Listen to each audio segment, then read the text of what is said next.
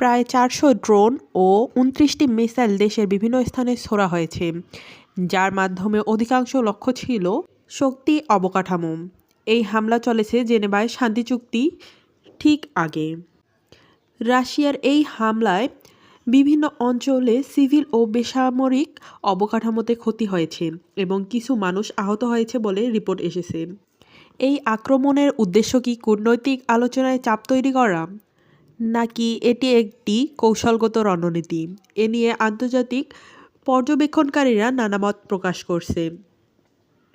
একদিকে শান্তি চুক্তির আলোচনা, অন্যদিকে যুদ্ধ চলেই যাচ্ছে। প্রশ্ন উঠছে বিশ্ব রাজনীতিতে।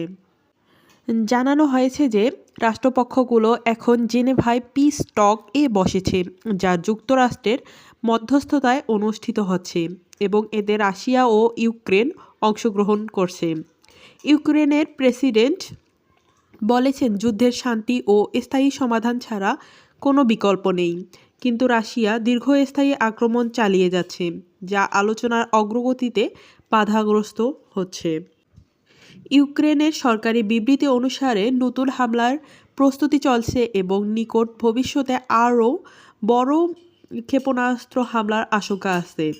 এজন্য আন্তর্জাতিক সহযোগীদের কাছে এয়ার ডিফেন্স সাপোর্ট প্রয়োজন বলে জেলেনস্কি জানিয়েছেন।